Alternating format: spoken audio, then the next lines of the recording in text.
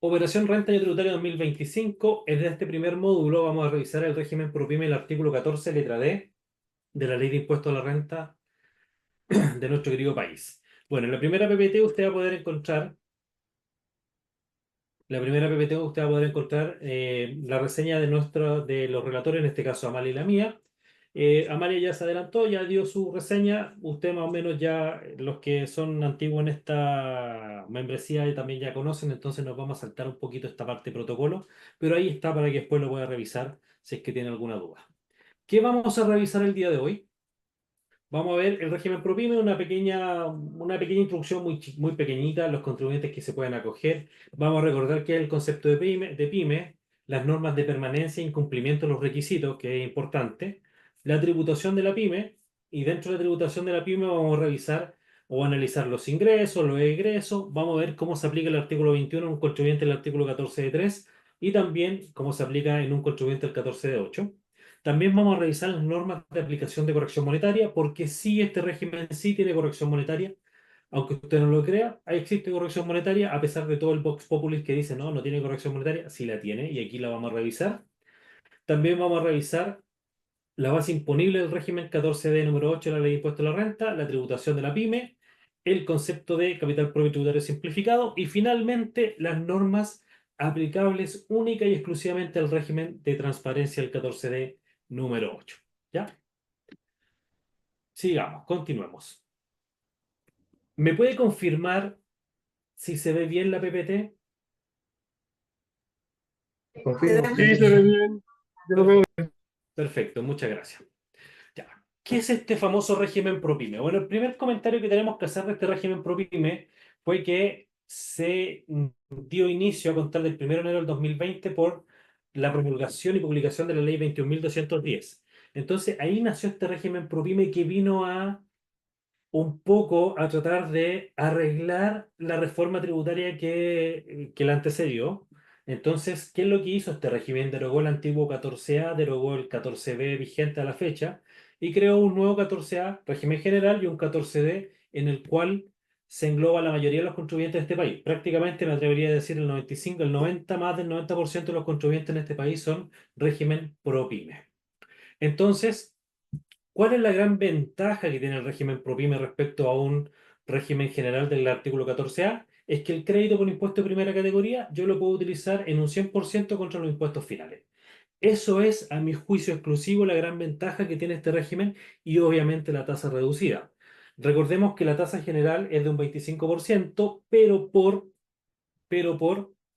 temas de pandemia, ya la ley 21.256 redujo esta tasa a un 10%, 15 puntos menos para los años comerciales 2020, 2021 y 2022.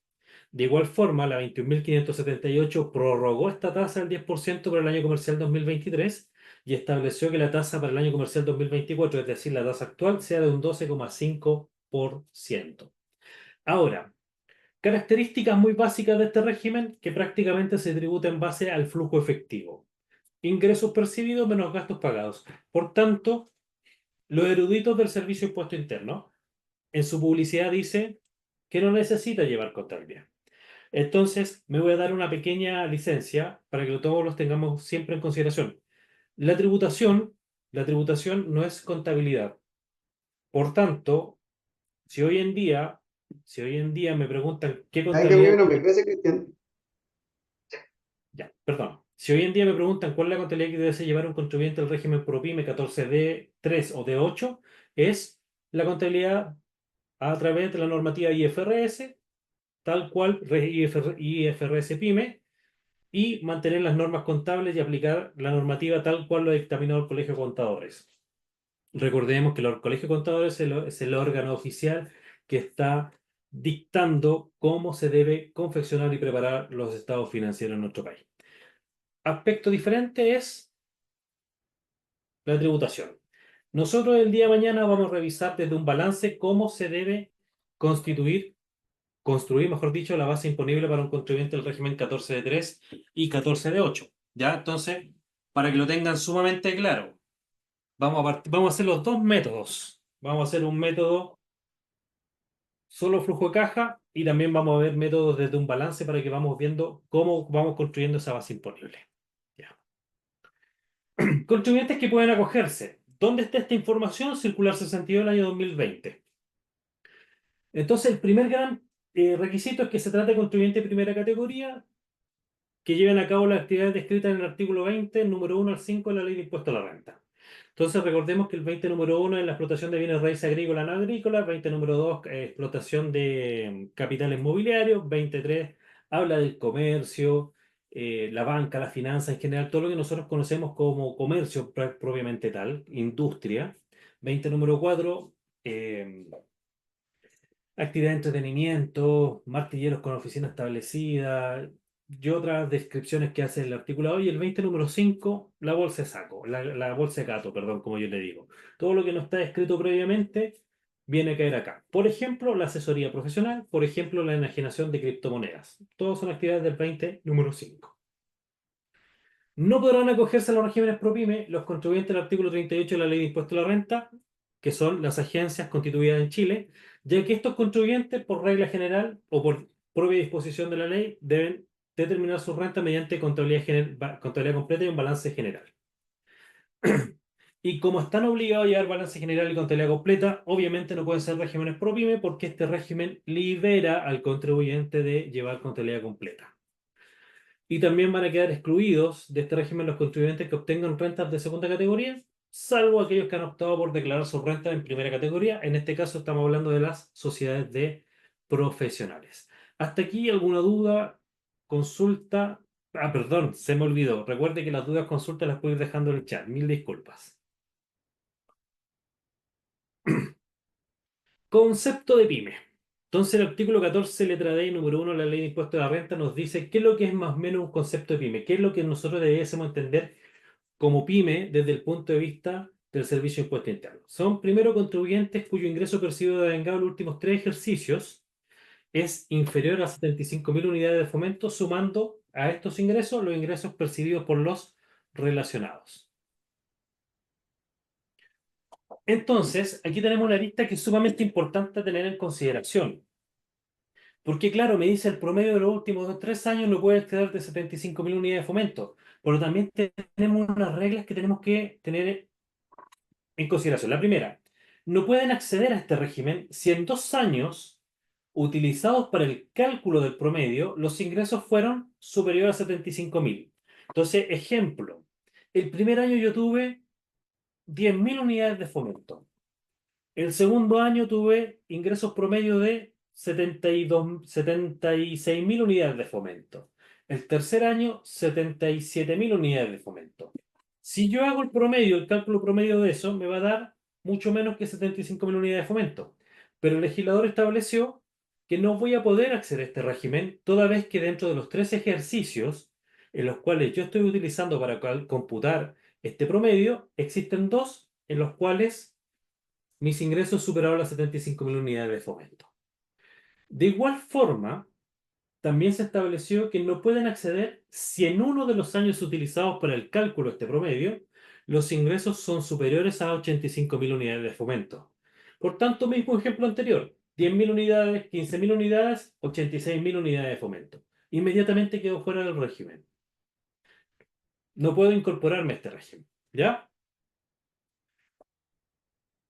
Otro requisito, que el inicio de actividades, el capital al momento del inicio de actividades no puede ser superior a 85.000 unidades de fomento. Ya eso hay que tenerlo sumamente claro, mi capital no puede superar las 85.000 unidades de fomento, para lo cual debo tener en consideración el valor de la unidad de fomento el primer día del mes en el cual yo estoy llevando a cabo el inicio de actividades. Hoy día estamos a 3 de marzo, por tanto, si yo hiciera un inicio de actividades hoy, día 3 de marzo, para determinar si mi capital está dentro de las 85.000 unidades de fomento, ¿qué es lo que debiese hacer? Tomar este valor y dividirlo por el valor de la unidad de fomento del día 1 de marzo.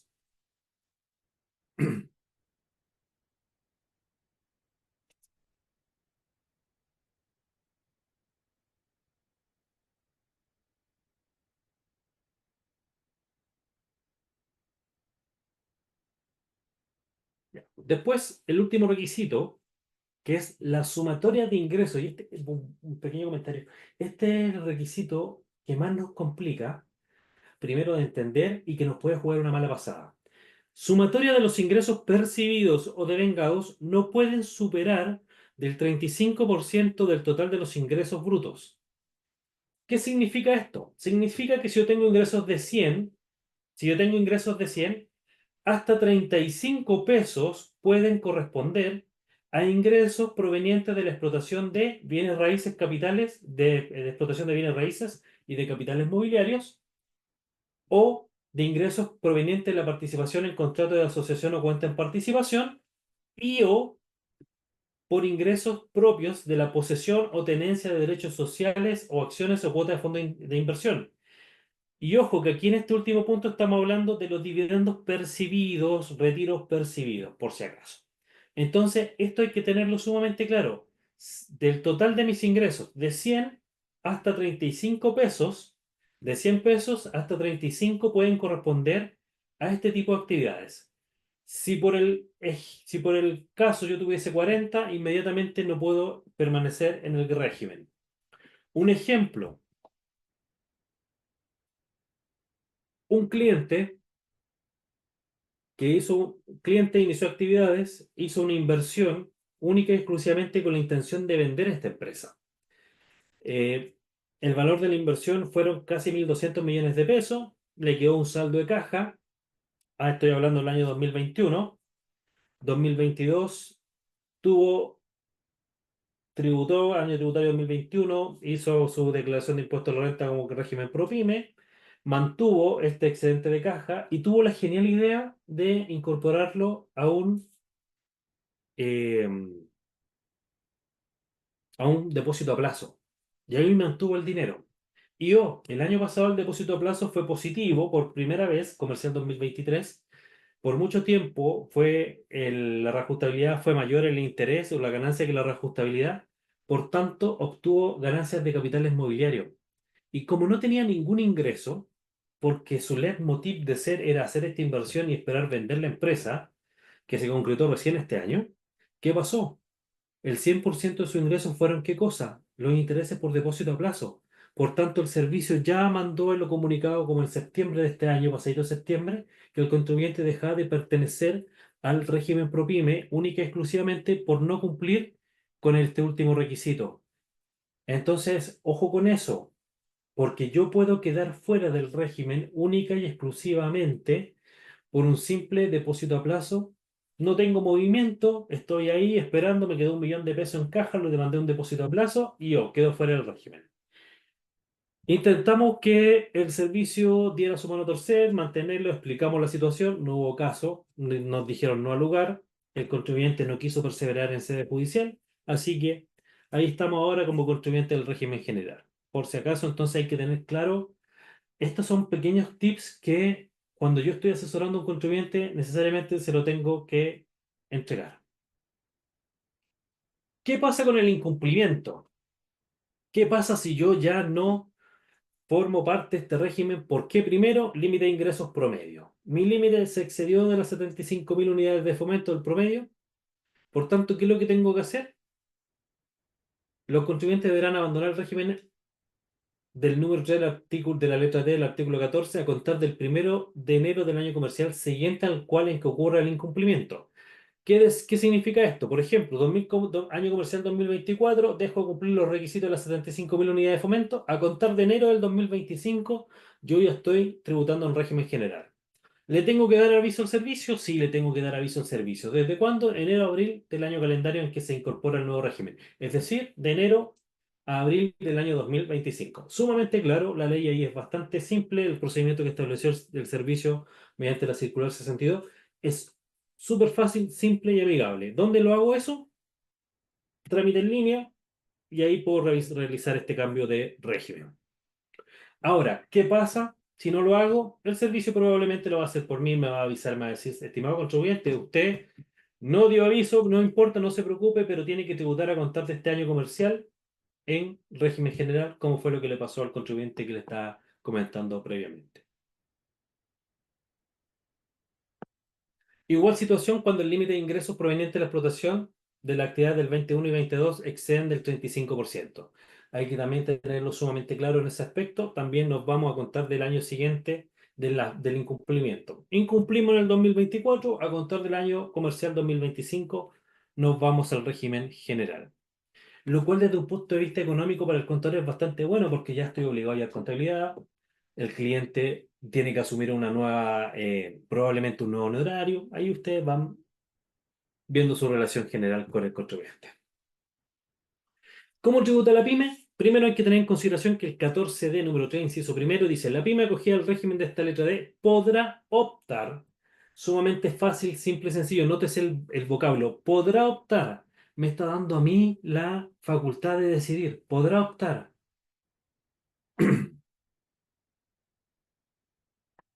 Podrá optar por declarar su renta efectiva según contabilidad simplificada. Entonces, mire lo que me está diciendo aquí el servicio. Me está diciendo, perdón, mire lo que me está diciendo la ley acá. Me está diciendo algo sumamente fácil, simple y sencillo. La regla general, ¿cuál es? Contabilidad completa. Si yo nada digo, si yo nada hago, ¿qué es lo que voy a tener que llevar? Contabilidad completa. Por el contrario, si yo al momento de ejercer la opción de régimen, al momento de ejercer la opción de régimen, selecciono contabilidad simplificada, yo ya no estaré obligado a mantener contabilidad completa. Para que lo tengamos sumamente claro, la regla general es contabilidad completa. ¿Cuál es el plazo? Hasta 2 meses desde la fecha de inicio de actividades. Si yo nada hago, el servicio por mi capital me va a clasificar como 14 de 3 régimen general, con contabilidad completa. Porque yo nada hice. ¿Se entiende ese punto? Por el contrario, la opción es contabilidad simplificada. Pero para tener contabilidad simplificada, yo, única y exclusivamente yo, debo informarle al servicio. Ahora, beneficio o no beneficio, pero hay que tener en consideración que la contabilidad completa, por ejemplo, para el último impuesto sustitutivo, uno de los requisitos que era para poder acogerse a este impuesto era que los contribuyentes del régimen 14 de 3 mantuvieran contabilidad completa. Por tanto, si usted tenía un RAI enorme con contabilidad simplificada, no podía acogerse a este régimen, a este impuesto sustitutivo. ¿Cuál fue la idea del legislador? Entiendo y asume, o yo quiero asumir que el legislador dijo: ok, si llega contabilidad completa es porque es una pyme más grande, tiene más información, tiene más ingresos, etcétera, etcétera, etcétera. Por el contrario, si pide contabilidad simplificada, puede tratarse de un almacén de barrio, local de barrio, pequeña, una microempresa. Así es que, ojo con eso. ¿Ya?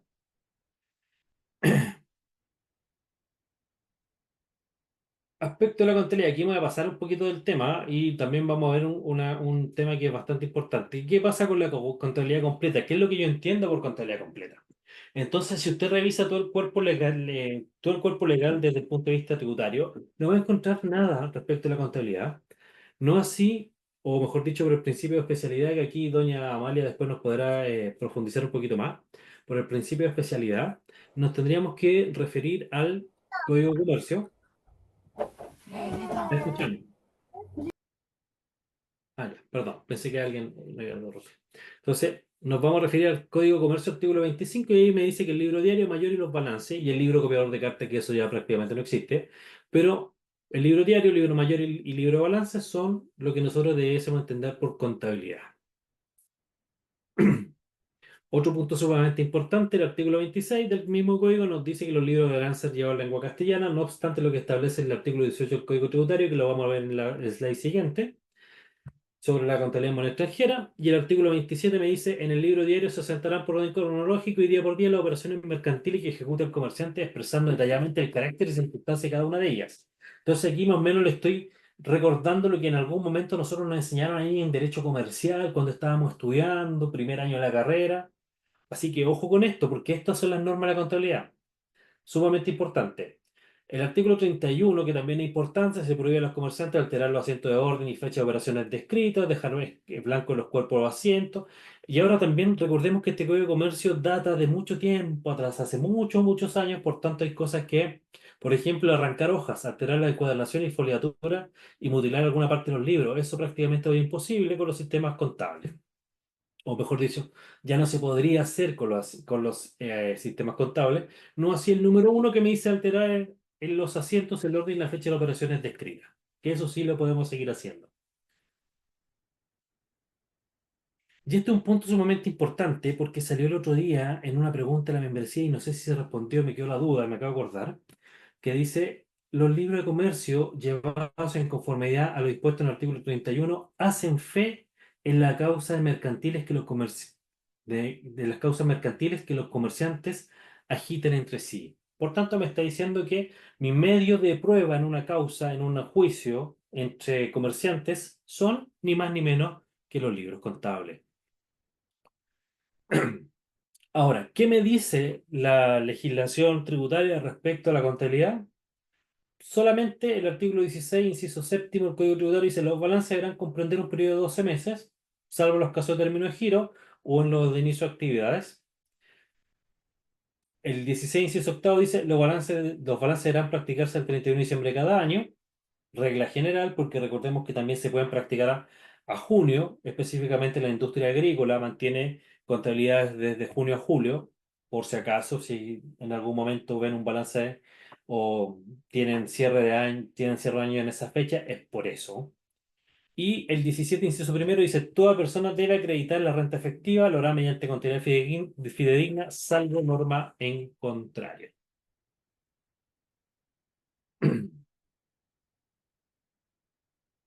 Artículo 17, número 2 del Código Tributario. Los libros de contabilidad deben ser llevados en lengua castellana y su valor expresado en la forma señalada en el artículo 18, debiendo ser conservado por los contribuyentes junto con la documentación correspondiente mientras esté pendiente el plazo que tiene el servicio para la revisión de las declaraciones. Y por regla general son 6 años que es la prescripción, pero recuerde lo que me dice el Código de Comercio. Artículo 35. Los libros de comercio serán llevados en conformidad dispuesto al artículo 31 y hacen fe en las causas mercantiles. Por tanto, si me voy a ver envuelto en alguna disputa comercial, no puedo botar mi contabilidad, no me puedo deshacer, no me puedo desprender de mi contabilidad. Súper importante. Ahora, circular 8 del año 2020 del Servicio de Impuesto Interno, página 23, sistema contable. Mire lo que nos dice. Se considera como sistema contabilidad el conjunto de elementos materiales que permitan el registro, acumulación y entrega de información de los hechos económicos realizados por la empresa, como son los libros de contabilidad, registro de comprobantes y el conjunto de principios, normas y procedimientos para efectuar dicho registro. Acumulación y entrega de información, como son los sistemas jornalizador, centralizador de diarios múltiples, tabular, transcriptivos, mecanizados, computarizados, electrónicos. Por tanto, ahí hay más o menos una definición que entregó el director del Servicio de Impuesto Interno allá por el año 2000 a lo que debemos entender nosotros por sistema contable, por contabilidad. Y artículo 21 del Código Tributario dice, corresponde al contribuyente probar con los documentos, libros de contabilidad u otros medios que la ley establezca en cuanto sean necesarios o obligatorios para él la verdad de sus declaraciones o la naturaleza de los antecedentes y el monto de las operaciones que deben servir para el cálculo del impuesto. Entonces aquí nuestro querido Código Tributario nos dice, ojo, que la contabilidad es el medio de prueba, ¿para qué? Para probar qué cosa la base imponible de nuestro impuesto. Así de simple. De igual forma, la circular 8 del año 2020, también la página 23 nos dice o nos entrega la definición de contabilidad fidedigna. Y dice, a juicio de esta dirección, contabilidad fidedigna es aquella que se ajusta a las normas legales, reglamentarias vigentes y registra fiel, cronológicamente y por su verdadero monto las operaciones, ingresos y desembolsos, inversiones y existencia de bienes relativos a la actividad del contribuyente que dan origen a las rentas efectivas que la ley obliga a acreditar excepto aquellas partidas que la ley autorice omitir su anotación. Por tanto, cuando le pregunten qué es la contabilidad fidedigna, el mismo servicio ya nos entregó una definición y que está en concordancia con el artículo 21.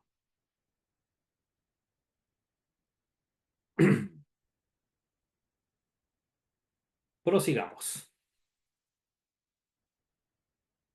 ¿Qué pasa si yo elegí contabilidad simplificada? Entonces, si yo elegí contabilidad simplificada, la resolución exenta del Servicio de Impuesto Interno número 14 y 19, ambas del año 2021, establecen lo siguiente. Primero, los contribuyentes del régimen 14D número 3 deberán llevar libro de caja que refleje cronológicamente el resumen diario del flujo de ingresos y egresos, según el formato que establece el anexo número 1.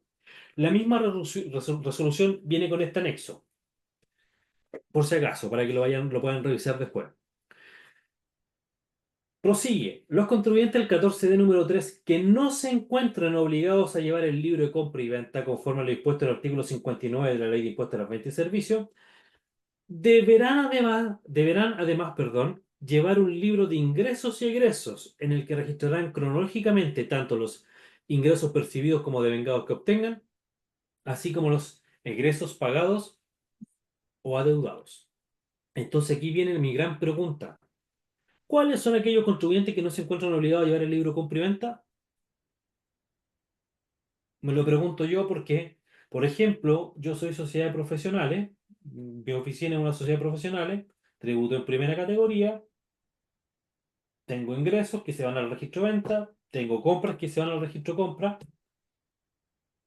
entonces ya está bien, soy un contribuyente de segunda categoría pues, que tributa en primera, no estoy afecto a IVA. Entonces, la verdad es que yo no sé cuáles podrían ser aquellos contribuyentes, si alguien me pudiese dar un ejemplo, cuáles pueden ser aquellos contribuyentes que no están obligados al registro de compra y venta.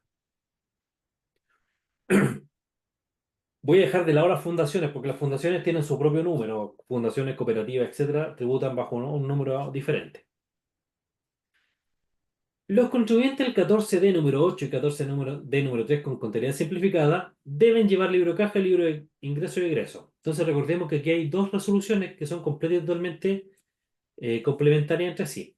Se deben registrar todos los ingresos percibidos devengados y los egresos o gastos pagados dudados, ya sea que provengan de su giro habitual o no. Entonces, ojo con esto, porque la 19, miren lo que me dijo la circular 19.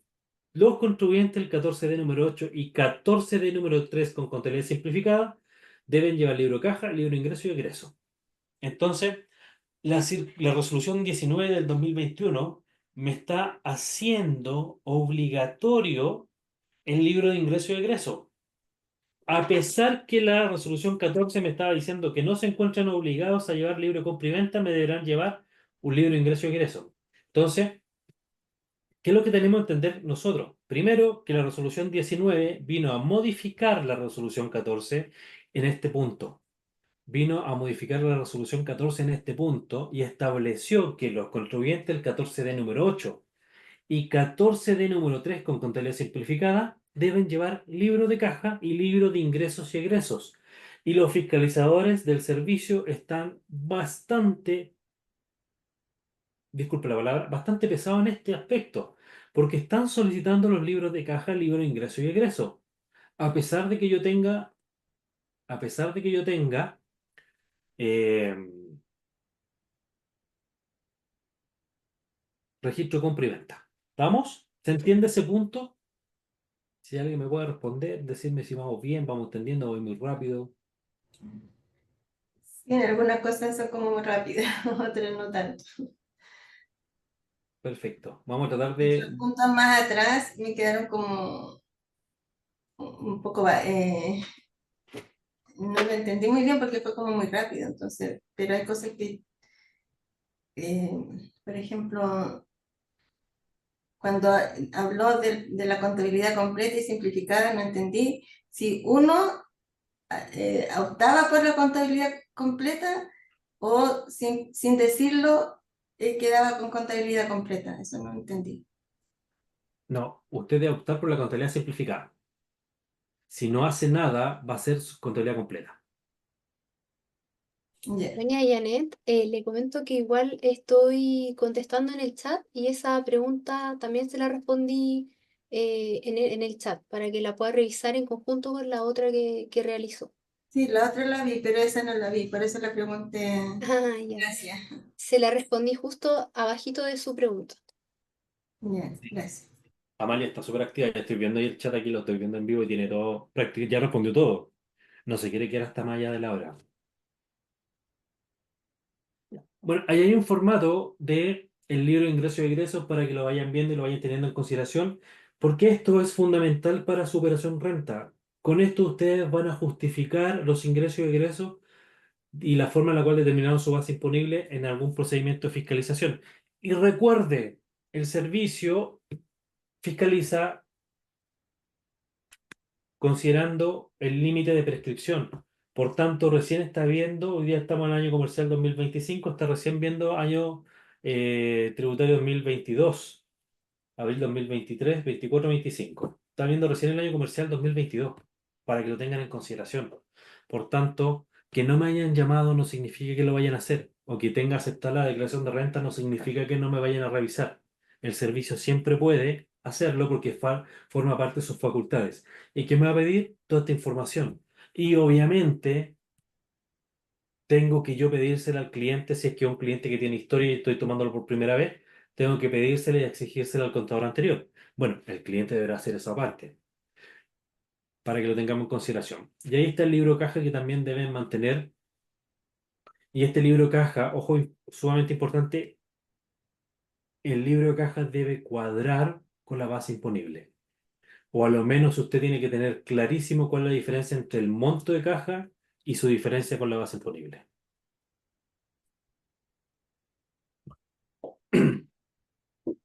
Características de la tributación de la pyme. Primero, para efecto de llevar la contabilidad simplificada y determinar la tributación de la pyme, se aplicará las siguientes reglas.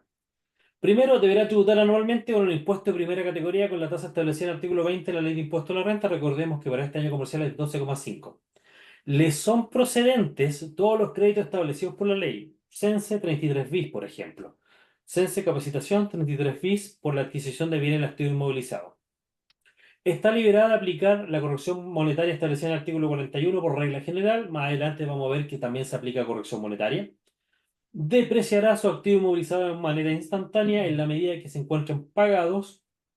Ejemplo, nos compramos un furgón para el reparto en la pyme, lo pagué, listo, se considera gasto. Se reconocerá como gasto egreso las existencias e insumos del negocio adquirido o fabricado en el año que se encuentren pagados. Mis mercaderías compradas para mi negocio, para revenderlas, o las materias primas para elaborar los productos, son considerados gastos. Determinará la base imponible sumando los ingresos del giro percibidos en el ejercicio y deduciendo los gastos y egresos pagados en el mismo. Entonces, estas son como las características que todo el mundo nosotros ya debiésemos saber y saberlas de memoria y aterrizarlas, pero esto va muy en general. Entonces, ¿qué es lo que vamos a hacer ahora? Un pequeño análisis del concepto de ingresos en la pyme.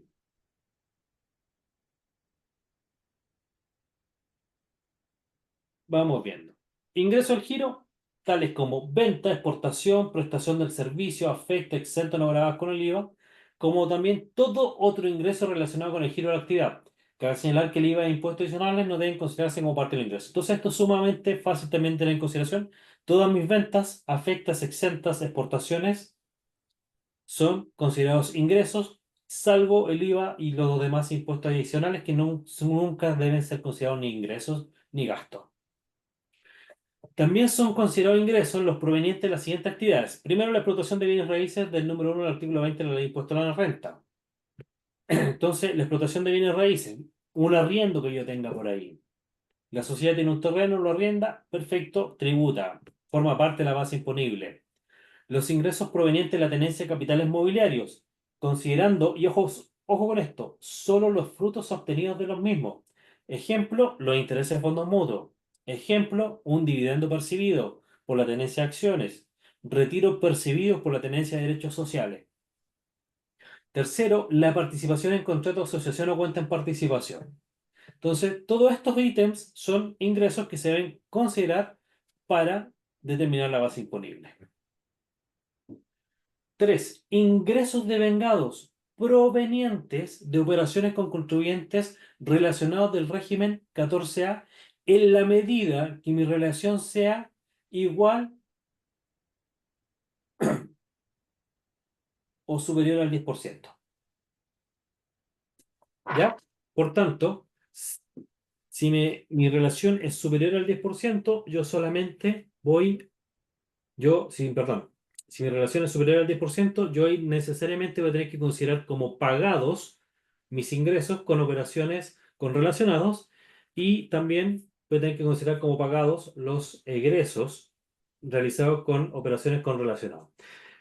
Ya, esto es un poquito enredado.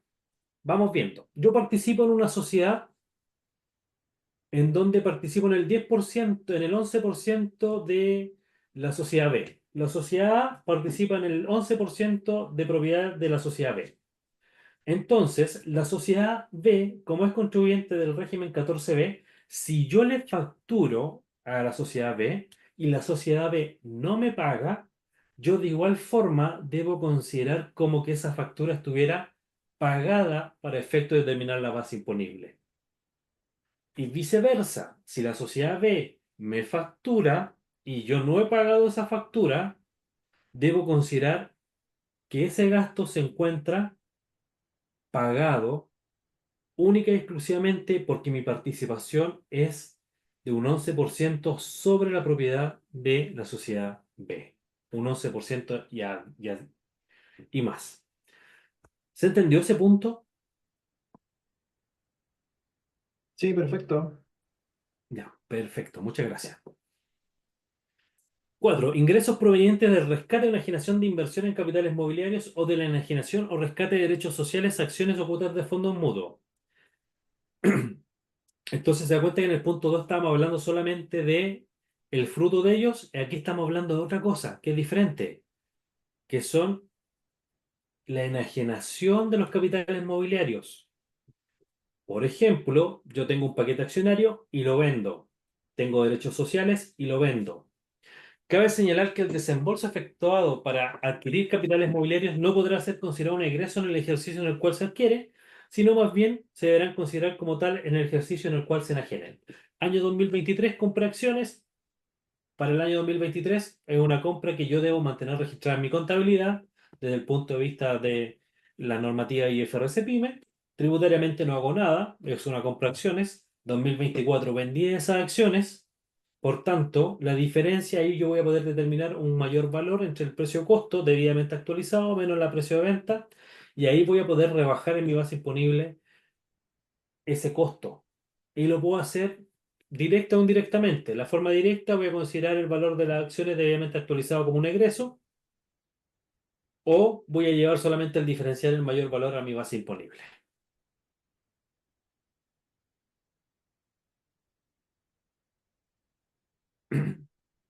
Prosigamos. Reajustes percibidos provenientes de operaciones de crédito, títulos de crédito en moneda extranjera o unidades de fomento. Asimismo, se debe incorporar el reajuste del PPM y el del IVA. Por tanto, reajuste IVA y PPM, ¿podríamos hablar que es corrección monetaria? Sí, porque se hace en base al IPC. Ya, tengo que contarla. Ya. Vamos a silenciar el micrófono. Vamos a silenciar el micrófono del participante. Listo. Entonces, ojo con esto, que los reajustes y las diferencias de cambio que son completamente diferentes a la corrección monetaria. La diferencia de cambio, que es completa y totalmente diferente a una corrección monetaria, sí forma parte de la base imponible. Para que lo tengamos en consideración, la corrección monetaria difiere del reconocimiento de una diferencia de cambio. Y esa diferencia de cambio sí forma parte de la base imponible, al igual que la corrección monetaria del remanente IVA de crédito y del PPM. Y 6. Ingresos diferidos debidamente actualizados de aquellos contribuyentes que al 31 de diciembre del 2019 estaban acogidos al régimen del artículo 14 ter, letra A, y con anterioridad hubiesen tributado en el régimen general. Entonces ahí estamos hablando de contribuyentes que mantienen un saldo de impuestos pendientes de impuestos finales pendientes de tributación. Porque recordemos que cuando se creó el 14 ter, dijimos, ok, yo soy 14 régimen general, voy a ir al 14 ter, que tiene las mismas características o características muy similares a este régimen ProPyme, y mis rentas acumuladas en el FUT en aquel momento se consideraron como rentas que podían ser pagadas en un futuro. Yo iba a poder diferir este pago de impuestos hasta en 10 años. Entonces, ¿qué pasó? Que hoy en día con el cambio de régimen, obviamente el fisco no perdona estas deudas y dijo, si usted era 14 TER y antes tenía 14A y mantiene saldos de ingresos diferidos, lo debe considerar como parte de su base imponible, como ingreso de la base imponible, para efectos de que pueda cumplir con esa tributación de esas rentas que estaban acumuladas a la fecha en la cual se incorporó al régimen 14 ter. También es una buena convivencia social. Baja un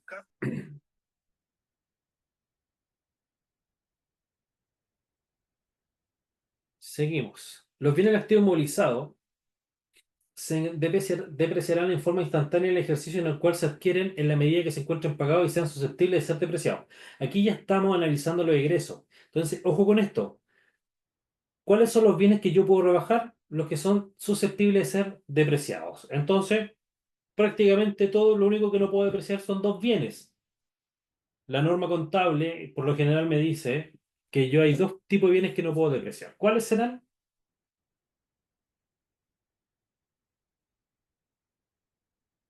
Los terrenos. Los terrenos, perfecto, primer bien. ¿Y el segundo?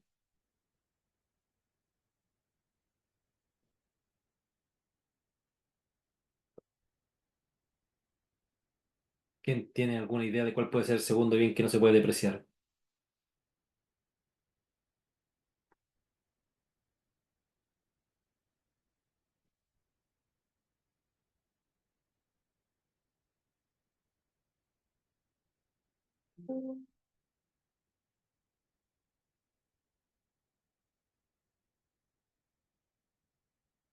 Las obras de arte, para que lo tengan en consideración. Una obra de arte no es susceptible de depreciación.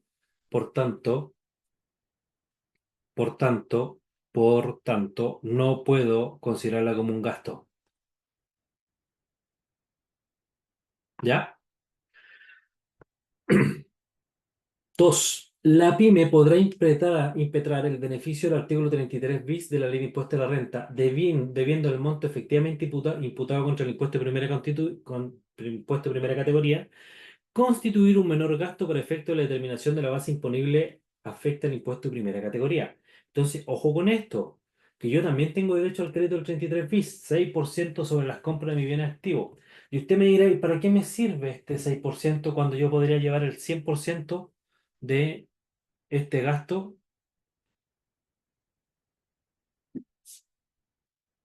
a mi base imponible? Simple, porque se lo entrego al socio a través de la declaración jurada.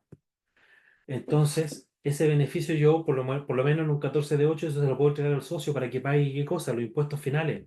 Entonces, si alguien le dice que el 33 bis le sirve para pagar impuestos finales e impuestos de primera categoría, la respuesta es sí, porque los contribuyentes del 14D número 8 podrán, y los propietarios de un 14 de 8 podrán impetrar contra sus impuestos finales el crédito 33 bis.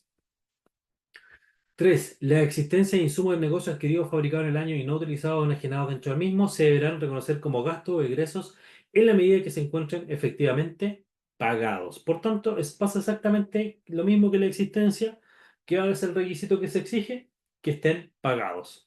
La pérdida de ejercicios anteriores, sin aplicar corrección monetaria, también se considera parte de la base imponible.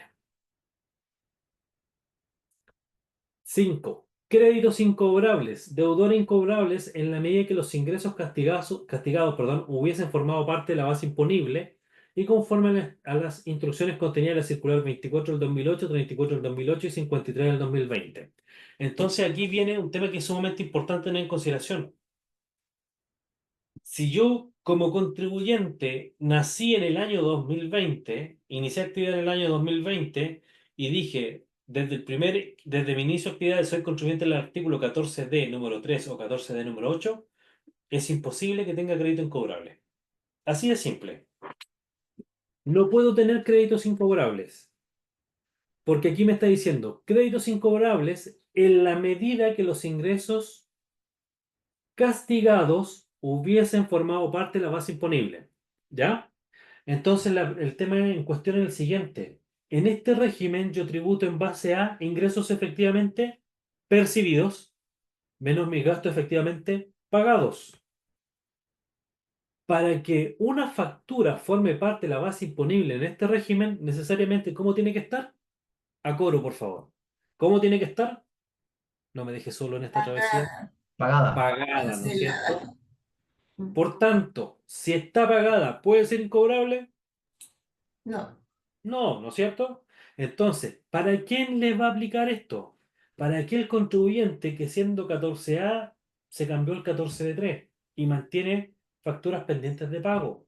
Para aquel contribuyente que estando en un régimen anterior se hizo el cambio de régimen 14 de 3 o de 8.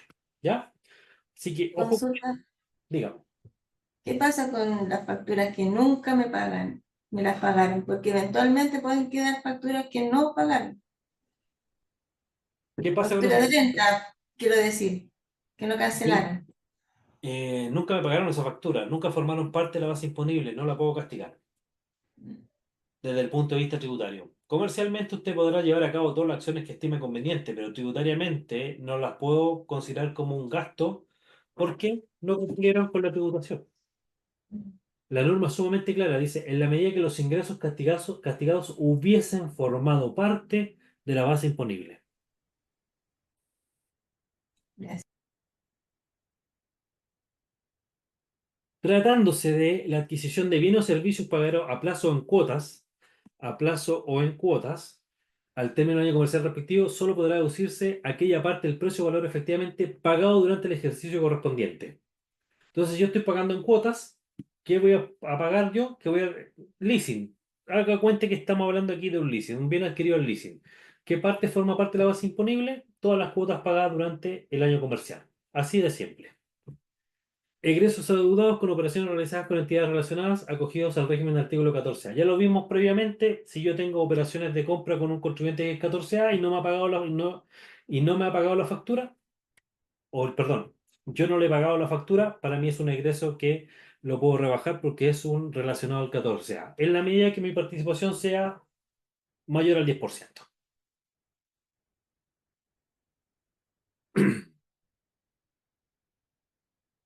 ¿Qué pasa con el cambio de régimen? ¿Qué pasa si yo vengo del 14A y quiero ser 14 de 3? Las pérdidas tributarias acumuladas el 31 de diciembre del año anterior a aquel en que se ingresa al régimen del número 3 de la letra D del artículo 14 forman parte o se consideran como un gasto. Así de simple. Yo era 14A, terminé con pérdida tributaria. Al 31 de diciembre del 2023 terminé con pérdida tributaria. A contar del 2024 soy régimen ProPyme. Esa pérdida tributaria la puedo considerar como un gasto. En el ejercicio de mañana vamos a ver ese efecto. Por si acaso, los bienes físicos del activo que conforman el activo fijo de la empresa a su valor neto tributario, el activo menos la depreciación acumulada, también se consideran un gasto. Mismo ejemplo, 2023, régimen 14A, paso al 14 de 3 en 2024, mi activo fijo se considera un gasto. Igual situación va a pasar con la existencia de bienes del activo realizable. Cuando hablamos de activo realizable nos estamos refiriendo a mercadería, existencia y en general todos aquellos bienes que yo tengo destinados para la venta. También forman parte de la base imponible y considera un gasto. Y de igual forma se debe considerar que tanto la existencia como el activo inmovilizado para poder llevar a cabo esta situación deben estar o se deben encontrar efectivamente pagados. Profe, una consulta. Dígame. Cuando se refiere a los activos fijos, la página anterior. Eso del activo fijo, se refiere a que estén pagados igual, ¿cierto? Exacto, deben estar pagados también. Ya. Necesariamente tiene que estar pagado. Por ejemplo, si tengo un bien, un activo en leasing, 31 de diciembre del 2016, tengo un activo en leasing, he pagado 24 de las 48 cuotas, no puedo llevarme ese activo como un gasto, porque no está pagado. Ok, solamente las cuotas del leasing. Solamente las Entrarían. cuotas del leasing. ¿Ya? Ya, perfecto. Y recordemos que tributariamente, en régimen 14A, esas cuotas de leasing también se consideran un gasto porque son consideradas cuotas de arriendo, pago del arriendo. Profe, en relación al tema del castigo de cliente incobrable, entonces no se puede aplicar. Eso es lo que entiendo. En la medida, a ver, el incobrable, usted lo va a poder aplicar en la medida que usted sea una empresa que viene con historia haciendo régimen general. ¿Por qué? Porque la normativa que me exige que para que forme parte o se considere como incobrable, necesariamente ese ingreso debió formar parte de la base imponible, sobre la cual se determinan y pagan los impuestos. Entonces, el régimen general, en el actual 14A, tributa en base a percibido de vengado. Así de simple. Lo que ocurra primero, siempre ocurre el de vengado primero. Por tanto, yo emití la factura el 31 de diciembre del 2023. Ejemplo, 2023 emití mi factura. No me pagaron la factura durante ese año. formó parte de la base imponible porque era régimen general, percibió devengado, lo que ocurre primero. Me cambié de régimen, ha pasado ya más de un año, ya tengo certeza que no me van a pagar esa factura. Ahí sí yo la podría considerar como un incobrable. Porque pagó impuestos esa factura. ¿Cuándo pagó impuestos? Cuando yo estaba formando parte del régimen anterior. Por el contrario, si yo soy una empresa que siempre ha sido 14 de 3, es imposible que tenga incobrables que yo pueda considerar para disminuir la base imponible, porque ninguna de esas facturas incobrables formaron parte de la base imponible. Toda vez, toda vez, toda vez, y miren lo que le estoy diciendo, que en este régimen se paga en base a facturas efectivamente cobradas. Tributo en base a ingresos efectivamente percibidos. ¿Me pagaron la factura 1, 2, 3, 4, 5? Sí, la 6 está impaga, por tanto la 6 no la considero dentro de la base imponible, porque no me la han pagado. Entonces, difícilmente, si yo he sido siempre contribuyente del régimen 14 de 3, voy a poder ser un contribuyente, voy a poder utilizar eh, esta es la normativa del incobrable. ¿Se entendió ese punto? Sí. O sea, en definitiva, si yo vengo de un régimen general en donde estoy yo aplicando el castigo por cliente incobrable, eventualmente sí, puedo continuar castigando esos incobrables en la medida que estas facturas ya hayan tributado, entendiendo el concepto de que los clientes, o en este caso los ingresos, fueron devengados o percibidos. Tal cual. Así es. Lo que no entiendo, disculpe, es el 4 donde dice que el activo inmovilizado como que rompe la regla. En ese caso tiene que estar efectivamente pagado. Yo tenía entendido que, aunque como si es que viene de otro régimen, por ejemplo del 14, si se cambió al 14 de 3, se usó, como usted bien decía, el de vengado. Entonces eventualmente para mí yo lo tomaba como que estaba efectivamente todo pagado. Ya. No, no, no aplica así. Tanto Mm. el activo inmovilizado como las existencias, para poder yo rebajarlas como gasto, el saldo que me queda en mi balance necesariamente tienen que estar pagados. Si no están pagados, no los puedo rebajar. ¿Y cuándo los voy a poder rebajar? Cuando yo efectivamente los pague. Por ejemplo, si tengo una deuda de existencia, de mi saldo de existencia, ejemplo, 40 millones, y de esos 40 millones yo debo 10, solamente 30 los voy a poder utilizar al momento de cambio de régimen como gasto, y los restantes 10 los voy a poder utilizar ¿cuándo? Cuando efectivamente se paguen. Imagínese que usted no va a pagar nunca esos 10 millones de pesos porque quedó descontenta con el producto, o está en un litigio esperando el resultado, o simplemente mandó la punta del cerro a su proveedor. Usted estaba en posición dominante y le dijo no te pago nada. Y el proveedor, empresa chica, una micro pyme, dice, no tengo la opción, la posibilidad de competir con él, ya voy a hacer la pérdida. Listo. Financieramente hablando, estamos. Voy a hacer la pérdida. Entonces, desde ese punto de vista, ¿qué es lo que se exige? Que tanto el activo movilizado como la existencia, para poder ser rebajados como gastos, siempre deben estar pagadas. El otro ejemplo que le di recién a la compañera, ¿qué pasa con un bien en activo en leasing? Los activos en leasing desde el punto de vista financiero me aparecen en el balance como un activo. Forman parte de mi activo inmovilizado, ¿correcto? Pero yo no los puedo considerar como un gasto, porque no lo he pagado. De las 48 cuotas he pagado apenas 24. Por tanto, solamente ahí podría que yo hacer, tomar las 24 cuotas que efectivamente están pagadas y considerarlas como un gasto. Y las restantes las voy a ir pagando en la medida en que se consideren. De hecho, ni siquiera debería hacerlo porque yo eso ya lo consideré como un gasto. ¿Se da cuenta? Mm. Sí. Lo que acabo de decir no lo haga porque estaría malo. ¿Cuándo lo voy a poder determinar? Las cuotas pagadas. Sí, porque si yo, recuerde que tanto en el régimen general como en el 14 de 3, el pago de un bien en leasing es un gasto, porque se considera un arriendo desde el punto de vista tributario.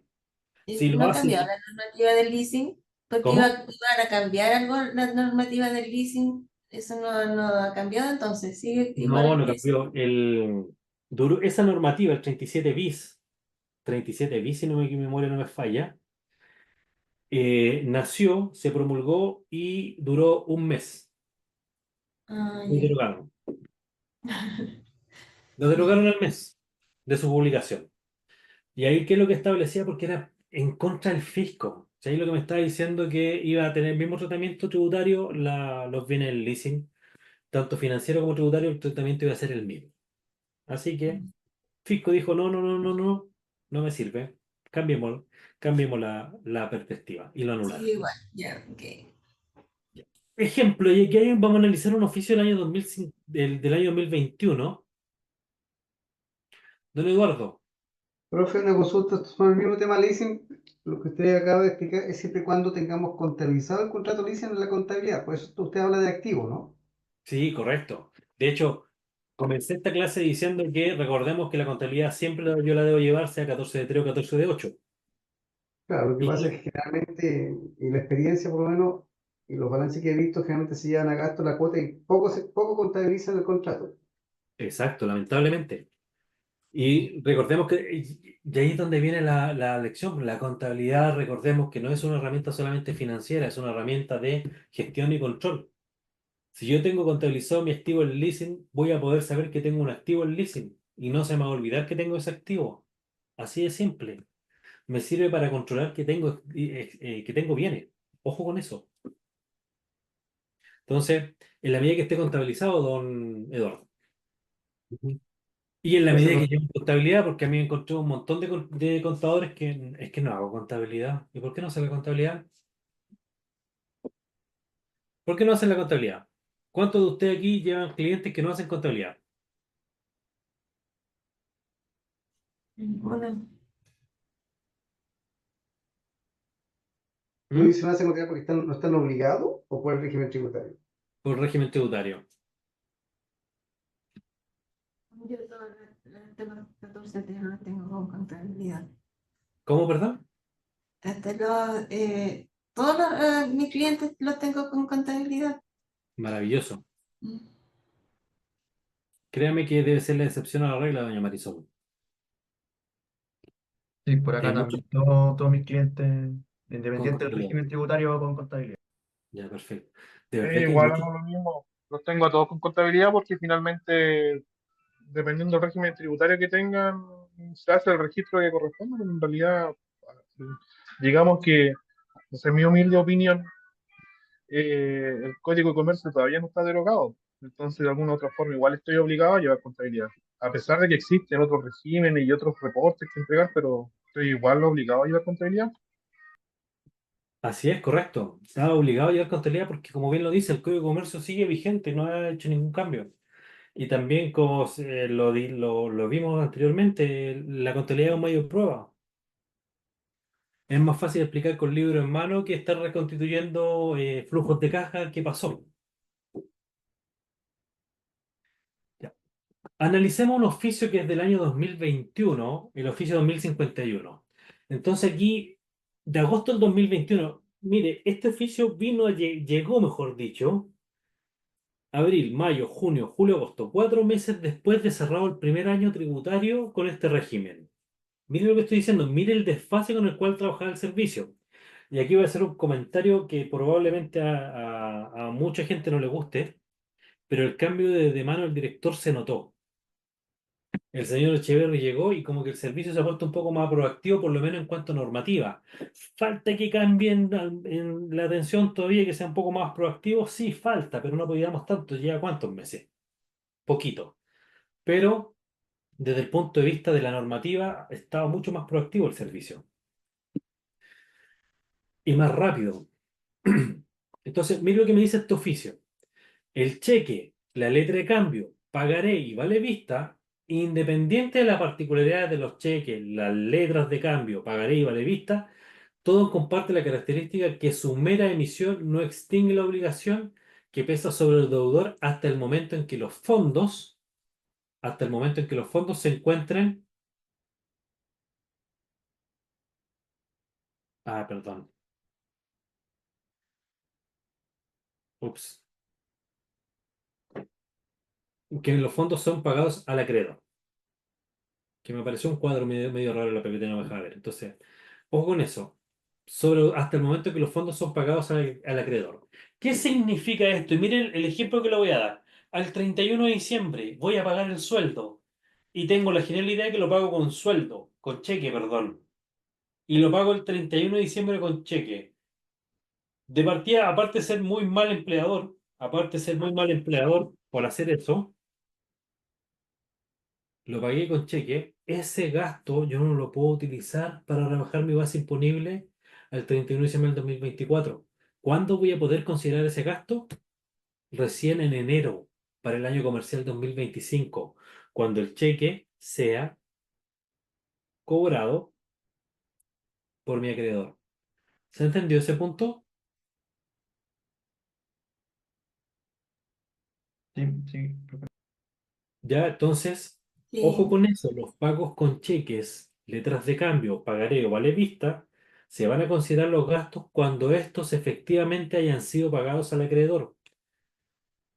El entregar el cheque no significa que yo pagué. Así de simple. ¿Cuándo va a estar pagado? Cuando los fondos estén disponibles en la cuenta corriente de mi acreedor. Así que ojo con esta disposición que nos dejó nuestro querido amigo del servicio. 2.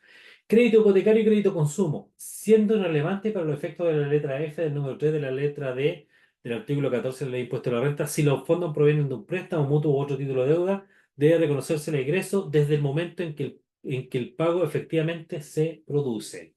¿Qué me está diciendo esto? Me está diciendo que si tú estás comprando una camioneta y la compraste con un crédito consumo, esa camioneta es considerada un gasto porque ya se encuentra pagada. Así de simple. Las cuotas de ese crédito yo no las voy a llevar a la base imponible, sí los intereses, pero las cuotas, la parte del capital, yo no lo voy a llevar a la base imponible. ¿Estamos? Tercer punto. Tarjeta de crédito. No Supuesto que entendí. el empleador... Dígame. No entendí las dos porque me habla de crédito consumo, pero ¿qué pasa con el crédito hipotecario? Crédito hipotecario y crédito consumo, dice. Pasa Sí, exactamente lo mismo. entonces no lo puedo considerar como gasto lo que compré con el crédito hipotecario. Sí, por supuesto. En la medida que esté justificado para el uso de la empresa. Recordemos eso, que es Ah, sí, sumamente pues, sí. importante. Por ejemplo, si me compré una oficina con crédito hipotecario, eso es gasto. Así de simple. Ah, ya. Ah, ya. ¿Ya? Porque Disculpe, Dígame. gracias. disculpe. En el punto número 2, en el caso de un contribuyente que se sacó su crédito de consumo para comprar una camioneta, obviamente para producir renta, ahí solo va a poder usar como gasto los intereses, no el total del crédito. El total del crédito no lo puedo utilizar como gasto porque una parte es capital, que es lo que yo estoy devolviendo, y solamente como gasto los intereses. ¿Qué es lo que voy a poder llevar a gasto? El valor de la camioneta. Yo contablemente voy a decir, compré una camioneta en 25 millones, ¿correcto? Contra un crédito de consumo por 25 millones. Esa camioneta de 25 millones yo la llevo a gasto, porque ya la pagué. Ah, ok. El crédito de consumo, yo lo voy a ir pagando las cuotas. Esas cuotas yo no las puedo llevar a gasto, la totalidad, solamente la parte de la cuota que corresponde a intereses. La que corresponde a capital, yo no lo puedo considerar de ninguna forma gasto, porque el gasto yo ya lo reconocí. ¿Cuándo? Cuando compré la camioneta y consideré y llevé a mi base imponible esa camioneta. Ok. ¿Ya? Gracias. Lo mismo Buenas pasa con... tardes. ¿Puedo hacer una consulta? Sí, por supuesto. Buenas tardes, mi nombre es Manuel Carter. Mire, yo tengo un cliente que es una empresa y compró una casa para la oficina de él y la ¿Ya? ocupa como oficina y para como casino de los trabajadores. La compró con Perfecto. un pie y el resto a 12 años como crédito hipotecario. Perfecto. Yo tengo que llevarla, el tema, como no hay corrección monetaria, pero tengo que llevarlo como activo y no puedo corregir monetariamente, sino que tengo que pasarlo como gasto el valor del crédito hipotecario y llevarlo todo a gasto en la T 2025 o Ya, no está perfecto. bien así. Ya, perfecto. Mire, ¿qué es lo que va a hacer? Va a tomar la escritura de compra y venta, ¿Ya? de escritura complementa donde se firma el crédito hipotecario, ¿no es cierto? Se hace todo en una misma escritura. Usted va a buscar el valor de compra. Entonces le va a decir que la propiedad tiene un precio de X cantidad de pesos, X cantidad UF. Ejemplo, 3.500 unidades de fomento, equivalente a X cantidad de dinero a la fecha tanto. Entonces, ese es el precio que usted debe considerar por el bien raíz y ese es el precio del bien raíz que usted primero va a tener que depurar. ¿En qué sentido? Porque si está comprando una casa, esa casa viene una parte que es construcción y una parte que es terreno, ¿correcto? Sí. El terreno no se Ok. deprecia. ¿Ya? El terreno no se deprecia, por tanto no lo puedo llevar a gasto. ¿Qué es lo que voy a tener que hacer ahí? Determinar cuál es el precio de la construcción, que probablemente en la escritura lo diga, y si no lo dice, va a tener que considerar para tales efectos,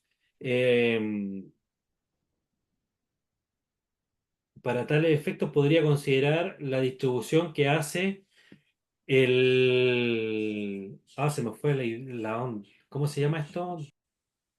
¿Qué hace impuestos internos por la tasación? Perfecto, la tasación del servicio de impuesto interno, el avalúo fiscal. El avalúo fiscal, ¿ya? Entonces, de esa forma usted hace la depuración. Entonces, supongamos que le costó 3.500 unidades de fomento la casa. De esas 3.500 unidades de fomento, 2.900 corresponden a construcción y las restantes 600 corresponden a terreno. Entonces, solo va a poder considerar como gasto la parte de la construcción y el terreno mantenerlo solo en su contabilidad a modo de registro. O sea, ¿Se entendió su punto? no puedo llevar el terreno a gasto. No puede llevar el terreno a gasto porque el terreno es un bien que no se deprecia. O sea, Usted, yo yo activo el bien raíz, quedo con la deuda hipotecaria en el banco y el banco me dice, mire, son 1.000 UF que le vamos a prestar, pero usted me va a pagar en el transcurso de los 12 años 1.500 UF. ¿correcto? Ya los intereses los puedo llevar a gasto totalmente todos los meses, ¿ya? Correcto, Y para poder rebajar de mi global del global de la empresa, digamos, o de los gastos, como un bien comprado, un activo comprado durante el periodo y pagado, porque está pagado con el crédito hipotecario. Yo pago el bien raíz con un crédito hipotecario y me endeudo con una cuenta pasiva con el crédito hipotecario y ahí lo tengo que pagar por 12 años. El correcto, tema pasa, y que yo pensaba que también podía colocar la propiedad, las 1.000 UF que el banco, que me costó el bien, 200 lo pagué al contado, 800 lo pagué a crédito, haber rebajado las 1.000 UF como por lo que dice la escritura. Pero usted me dice ahora que el terreno no lo puedo tirar a gasto, correcto. El terreno no lo puede llevar a gasto. ¿ya? Y no lo puede llevar a gasto porque es un activo fijo que no se puede depreciar.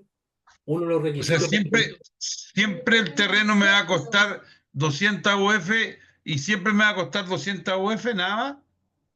es un ejemplo. No, sí. No, A ver. Ya, pero, ya me entendí. Sí, desde el punto de vista contable, su terreno siempre le va a costar 200 UF. Recordemos que financieramente no existe corrección monetaria, por tanto usted lo va a utilizar y va a tener un terreno por 200 UF. ¿Qué pasa? Que lo tocamos más adelante, pero ¿qué pasa cuando usted vaya a vender esa casa? Usted va a tener una parte que no consideró como gasto, que es el terreno. Entonces ahí usted le aplica corrección monetaria a ese terreno, a esa parte, a ese terreno que queda, y al momento de la venta lo considera como parte del costo. perfecto, ya. Ahí me quedó claro porque yo le iba a decir, si 200 UF hoy día son 70 millones de pesos, o sea, 7 millones de pesos, 8 millones de pesos. Y en el 25, el 26, el 27, el 28, me va a costar lo mismo 7 millones de pesos. Pero cuando lo venda, yo tengo que corregirlo monetariamente y ahí el costo me va a significar los 7 millones de pesos que estamos en el ejemplo, más la corrección monetaria de todos los años. Correcto, así tal cual es. Ok, muy amable, gracias. Seguimos. Requisitos de los egresos para ser rebajado a la base imponible. Seguimos, dice. Todos los egresos deben cumplir con los requisitos generales establecidos en la ley de impuesto a la renta. Ojo Disculpe, con pero esto. faltó un punto Dígame. de la tarjeta de crédito. Ah, perdón. Pensé que ya lo habíamos pasado. Ay, que está pasando esta cosa. Supuesto que el empleo de tarjeta de crédito para pagar un bien o servicio implica la aceptación por parte del vendedor o del prestador del bien o servicio de dicha forma de pago como válida para extinguir la obligación, en esa oportunidad se verifica el pago de los términos del artículo 14, letra D, número 3. Letra F de la Ley de Impuesto a la Renta, independiente que el operador o emisor de tarjeta efectúe el pago efectivo un día distinto al que es de la transacción. Ejemplo. Todos los que trabajan con tarjetas de crédito o tarjeta de débito, después de las 2 de la tarde, la operación, ¿cuándo va a ingresar a mi flujo? Al día siguiente. ¿Correcto? Entonces, yo estoy el 31 de diciembre y hago una venta gigantesca o una venta gigantesca en tarjeta de crédito o con tarjeta de débito el 31 de diciembre en la tarde, esa venta debe formar parte de la base imponible, porque aquí el servicio me está diciendo independiente que a usted los ingresos le lleguen a su cuenta un día distinto. Porque esa transacción ya está, vamos a decirlo en buen chileno, ya está consumada, el pago ya se efectuó. Lo único que está faltando es que se liberen los fondos, ni más ni menos. ¿Ya? Entonces, a eso se refiere la tarjeta de crédito, tarjeta de débito. Yo debo considerar el ingreso el día en que efectivamente se llevó a cabo la transacción. ¿Ya? Gracias. Seguimos. Ojo con esto, que esto es sumamente el concepto de gasto, no debo considerar nada, que sea gasto y que esté pagado, yo lo debo llevar. No. Aquí hay que tener en consideración que para el concepto de gasto, yo debo considerar, o mejor dicho, como gasto debo considerar todos aquellos que cumplan con los requisitos del artículo 31, inciso primero de la Ley de Impuesto a la Renta. Primero, que se trate de ingresos o gastos necesarios para producir la renta, entendiendo por tales aquellos que tengan aptitud de generar renta en el mismo futuro ejercicio y se encuentran asociados al interés, desarrollo y mantención del giro. El primer gran requisito. Entonces, aquí mire lo que tengo en la definición. Dice, de acuerdo con esa definición, no solo son gastos necesarios aquellos desembolsos que generen rentas de primera categoría, sino que también aquellos que sean aptos o tengan la potencialidad de generar rentas, sea en el mismo ejercicio o que se efectúe o el gasto o en los futuros ejercicios. Aunque por estudio de suelo estoy llevando a cabo, tengo un terreno, empresa inmobiliaria constructora en este caso, y se está llevando a cabo los estudios de suelo para ver si puede construir. Es un ejemplo súper irrisorio, pero nos sirve. Entonces, llevó a cabo una cantidad de estudios y llegó a la conclusión que el terreno no es apto para la construcción. Todos esos gastos son aceptados, independiente de que se haya o no llevado a cabo la construcción del bien, de la construcción del proyecto inmobiliario. ¿Por qué? Porque yo lo que estaba haciendo era preparar los cimientos de una futura inversión que me iba a generar ingresos. Entonces, a eso se refiere que un gasto pueda tener potencial o no. Entonces, el primer gran requisito, que se trate de gastos necesarios para producir la renta o que tenga el potencial de generar ingresos futuros en el mismo ejercicio o en futuro ejercicio. Segundo requisito, que no hayan sido rebajados no hayan sido rebajados como gasto en virtud del artículo 30. Tercer requisito, que se encuentren pagados en el ejercicio comercial correspondiente de acuerdo con el numeral 2 de la letra F del número 3 de la ley de impuestos de la letra D del artículo 14. Y que se acrediten o justifiquen en forma fehaciente ante el Servicio de Impuestos Internos. Entonces, Hay una consulta. dígame. Y yo siempre tengo problemas con mi cliente con los gastos de restaurante, cuando van a hacer fuera de Santiago a atender a algún cliente, con los gastos de hospedaje.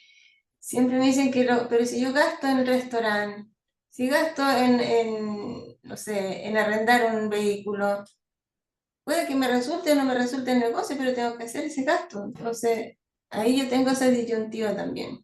Si lo consideran o no.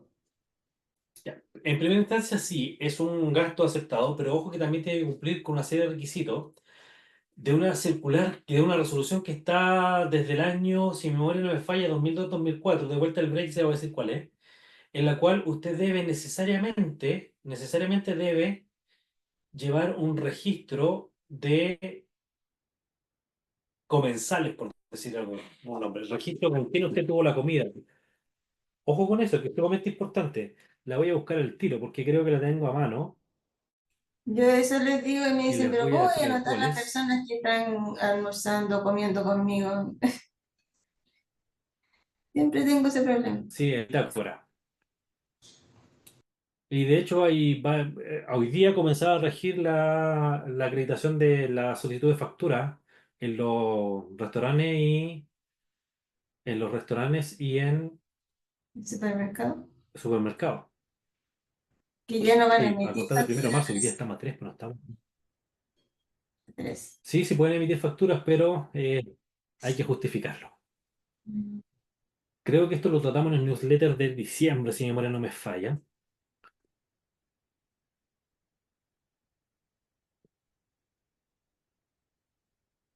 Tan, tan, tan, tan, tan.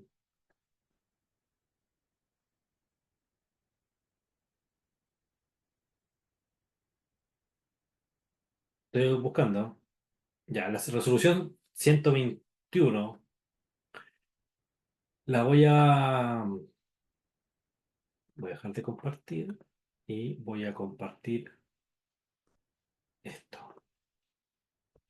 Entonces aquí reitera exigencias legales sobre la emisión de factura para el caso de supermercado y restaurante y su cumplimiento. Entonces, aquí dentro de lo relevante hay un comentario que se hizo, porque en este comentario dice, por su parte, la resolución exenta 20 del 2002, la cual se encuentra plenamente vigente, estableció la obligación de mantener un registro de invitados en la cual se deben registrar respecto de cada una de las personas que asistan en calidad de invitados al evento los siguientes datos: nombre completo, RUT, nacionalidad, señalar la empresa para la cual trabaja si tiene o si tiene la calidad de dependiente, o en su caso, consignar si se trata de un invitado independiente, RUT de la empresa en la cual se desempeña el invitado, o identificación tributaria de la empresa del país respectivo en la cual asiste el invitado extranjero, giro de la empresa o giro que corresponda al invitado independiente en su caso, cargo que ocupa el invitado de la empresa en que trabaja, indicar el domicilio de la empresa en el caso del invitado dependiente o el domicilio particular si es independiente, la dirección de correo electrónico si la tuviera, la fecha de entrada y salida del país del invitado extranjero y motivo de la invitación. Todo eso me exige el servicio de impuesto interno para poder acreditar el gasto en supermercado. Así que, ojo con eso, porque esta resolución está plenamente vigente y la gente como que de repente como que nosotros los contadores se nos olvidan las resoluciones. Sí. ¿Ya? Perdón, Entonces, ¿qué resolución es esa? Pues, sí, si lo baja. 20 del 2002. Ya, este tema nosotros lo tratamos en el newsletter de diciembre, por si acaso. Ahí puede obtener, en la misma página web de nosotros están los newsletters y usted puede obtener que esto está dentro de la resolución del análisis de la resolución 121 del 19 de diciembre del 2024. ¿Ya? Así que, ojo con eso. Dejemos de compartir y vámonos Gracias. a nuestra... No hay de qué perderte. Compartir desde la dispositivo. Ya.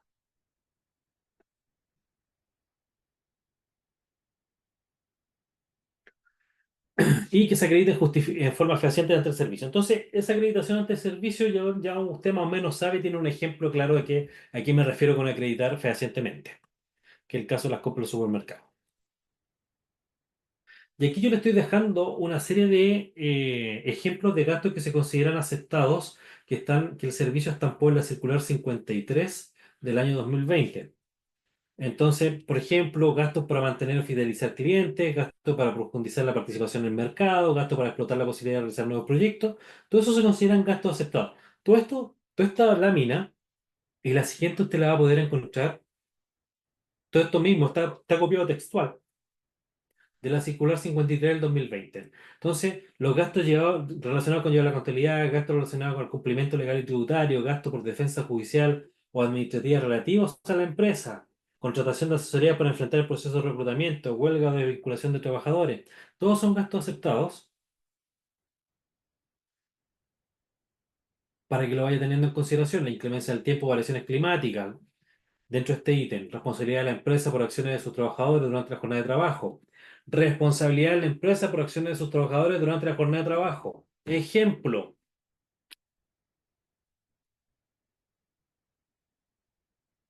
Mi camión de reparto le pasó a llevar el espejo a un vehículo y yo tuve que hacerme responsable de dicho gasto.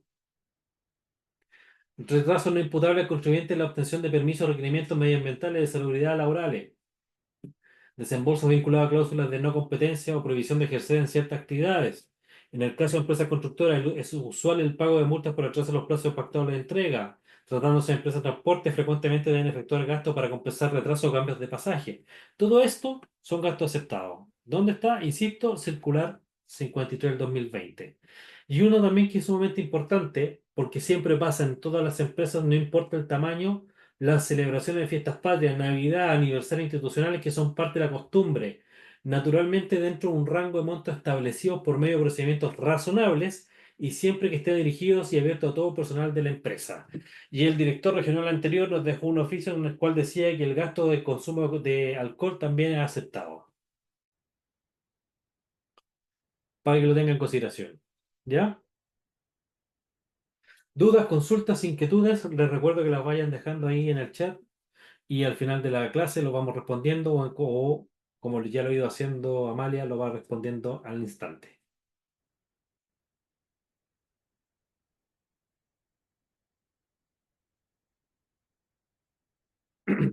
Artículo 68. Aplicación del artículo 21 de la Ley de Impuesto a la Renta, circular 62/2020. Entonces, el artículo 21 de la Ley de Impuesto a la Renta, ¿a qué se refiere? Los gastos rechazados.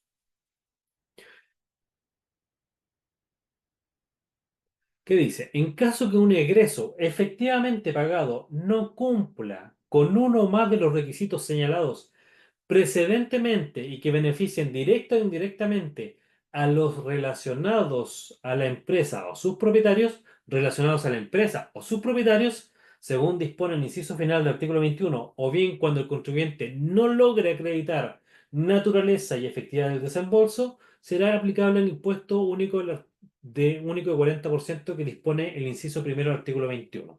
Entonces, esto es muy fácil, simple y sencillo de entender. Y le voy a dar el mejor ejemplo. Mandé a reparar, a pintar mis oficinas. Mandé a pintar mis oficinas. ¿Ya? Así de simple, mandé a pintar mis oficinas. Y resulta que la persona, el maestro, nunca me entregó la boleta de honorario, nunca me entregó ningún documento. Y le pagué por la pintura. Ejemplo, me cobró 500.000 pesos. Listo. Esos 500.000 pesos. ¿Qué pasa con ese gasto? Ese gasto va a formar parte de la base imponible del impuesto de primera categoría, va a formar parte de la base imponible del impuesto de primera categoría, siempre considerando, va a formar parte de la base del impuesto de primera categoría en la medida que el receptor del pago no se encuentra relacionado con la empresa o sus propietarios. ¿Qué significa esto? Juanito Pérez, yo no lo conoce, no lo conoce nadie, yo pregunté en un grupo WhatsApp, me lo recomendaron, llegó, pintó, le pagué, no me dio la boleta, estoy haciendo el cierre de año, esto es un gasto rechazado, aún no relacionado a la empresa, por tanto se considera un agregado a la base imponible. Tiene el mismo tratamiento las multas, por decirlo de alguna forma. Por el contrario, si este contribuyente no, ¿sabéis que necesito pintar la casa? Ah, pero ¿sabéis qué? En la conversación en los dos sueldos. Mi suegro es pintor. Contratemos al pintor, po. Contratemos a mi suegro. Le pago al suegro de uno de los socios. En ese caso, ese gasto se considera gasto rechazado que deberá pagar el impuesto único con tasa 40%. Así que ojo con eso, porque el artículo 21 tiene esa gran modificación que es sumamente importante entender. ¿A quién le estoy pagando este gasto? ¿A quién no he podido acreditar este gasto? ¿Un contribuyente que está relacionado o un contribuyente que no lo está? Si está relacionado, paga 40. Si no, tiene el tratamiento de las multas, es decir, se considera formando parte de la base imponible.